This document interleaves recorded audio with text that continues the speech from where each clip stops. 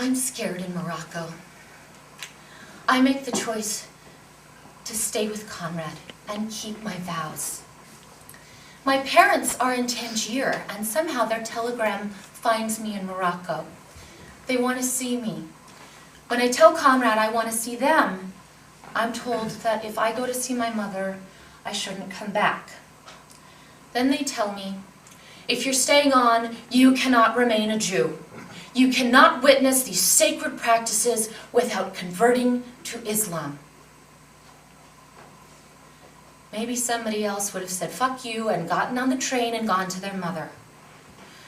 But against my true feelings, I relinquished the beliefs I was raised with in order to stay with Conrad. First, some women take me to the hammam, the public bath. It is night. I'm in a state of anxiety because I'm going against my intuitive voice. There were two things my father always told me. He said, be nice and always follow your intuitive voice. In the hammam, it's dark.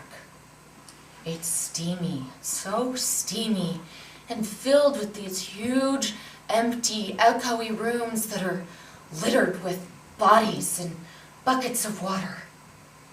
I feel I've been taken into the underworld. I grit my teeth and give myself the bath of purification before conversion.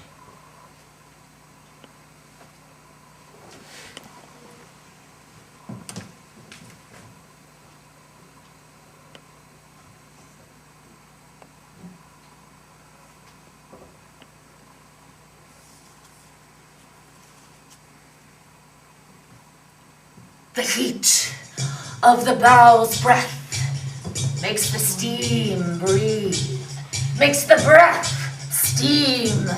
The blue and the bowel's breath and the bowel's breath makes the steam breathe, makes the breath steam. The balls of the breath and the eyes watching through me, and the bowels of the breath and the eyes watching through me, swimming eyes watching through me in waves, waves, waves of fire, fire, fire.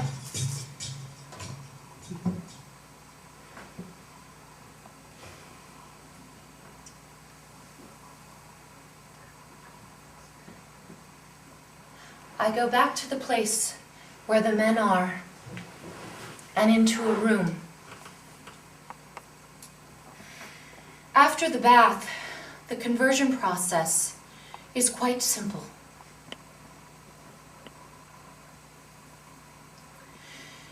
You say in Arabic 3 times,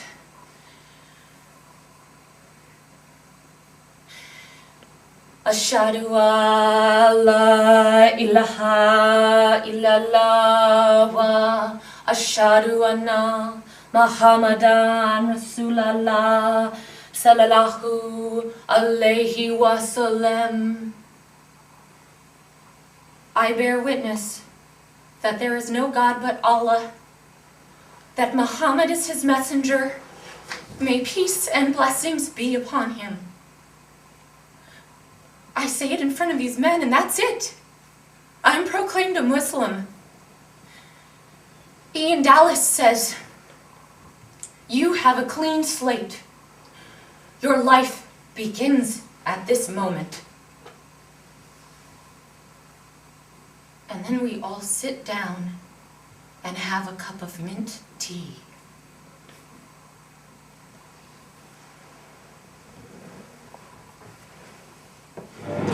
Major General Allen W. Jones, who commanded the 106th Infantry Division, instructed his troops, you are brand new.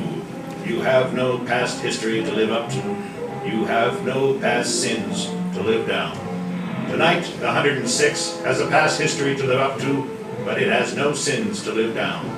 It fought gloriously and heroically in the full flush of German war power on the 16th of last December. I couldn't tell you what was happening, except that, well, it was sort of like a comedy. We were an open target to anybody. When the Germans got around to us, to our unit, it was all over. I was standing near 3 officers, and a tank came through the slush, and the officers argued that they couldn't identify the tank. Plainly, it was a German tank, because the barrel was aimed at a group of exposed soldiers and threw a shot at them. And they knew it was the enemy. All of a sudden, we're surrounded.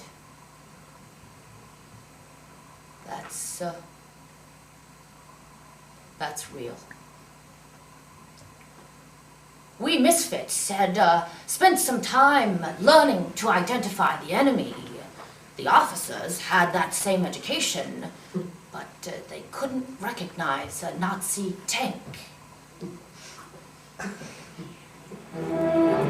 All but 2 regiments of the 106th Division were eliminated from the war. 300 men out of these 2 regiments were the only survivors. Most of the others are presumed prisoners of war. Well, the prison camp wasn't conveniently located like a Best Western. It was over on the other side, away from the war. How long? Oh, march of at least 5 days and nights. On foot, on foot, on foot.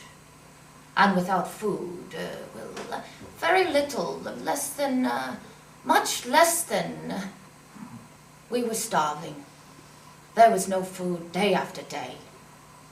I was able to get a loaf of bread, and that's all you had for 2-3 days. We got to our transportation, jammed us into freight trains. Not a roomy arrangement. We were all standing. The door to this train slid shut. Nobody discussed it. There'd be a small ration of canned food. Maybe you'd get some and maybe you wouldn't. So if you got some, you ate.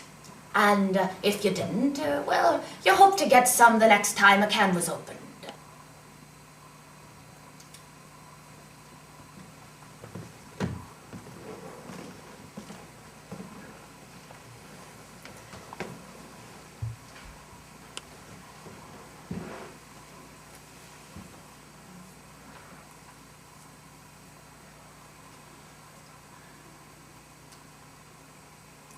I go back to the place where the women are sleeping, in this cold, empty, windowless room, and I crawl into my sleeping bag, and I think, what have I done? What have I just done? I'm awakened hours later by the call to dawn prayers. And as I wake up, my entire body is itching and burning. As I get up to wash, I discover, to my horror, that I'm covered in a rash from my head to my ankles. I go through the village and no doctor or pharmacist can tell me what it is. I think it's a message from my inner voice, which I had squelched and stifled, and it is screaming out at me that something is seriously wrong.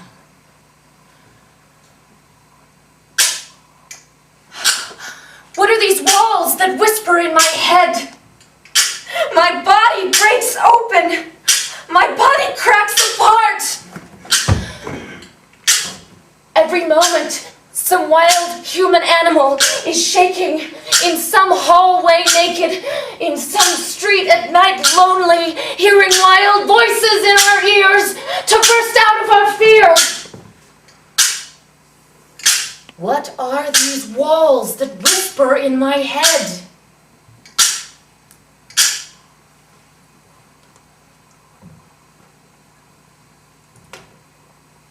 One night, Names are called out, mine among them, to assemble at a certain building for our special duty in the morning. Now, it could have been a work detail. Well, it's cold, it's winter time, and next morning, a list of names is being read. And it sounded like Abravowitz, Beagelheisen, Colin, Dubinsky. These are all Jewish. Oh, Graubart is among them. Doesn't look so good. And what could be planned for us as a group? So, when they asked me, Jew or non-Jew, I thought, well, I've got a chance to get out of here. I could possibly save my life if I tell them 2 little words. Non-Jew. Simple. But I had a vision, I guess you could call it, of my grandfather when I was a boy. He always told me, never tell a lie. Simple. Never lie about yourself. This was so simple I never questioned it. But still, I had a feeling it would go a lot worse for me if they found out I was Jewish.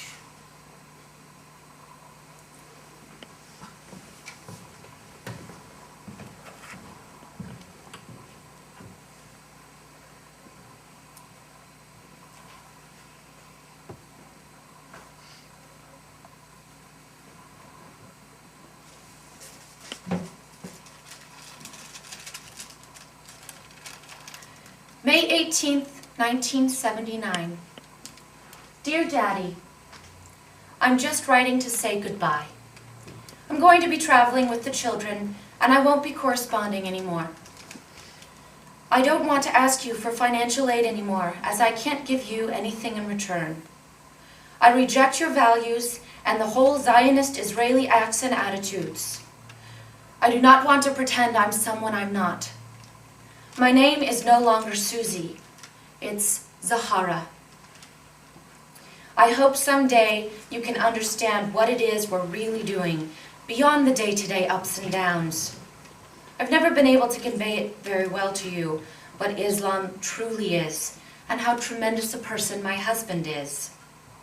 Thank you for all that you have given me. I pray for your health and well-being. Love, Zahara.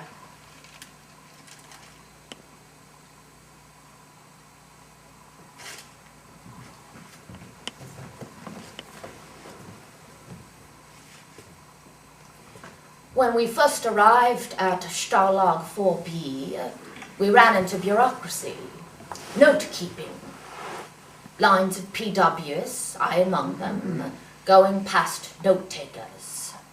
Rank, name, information, information, information, religion.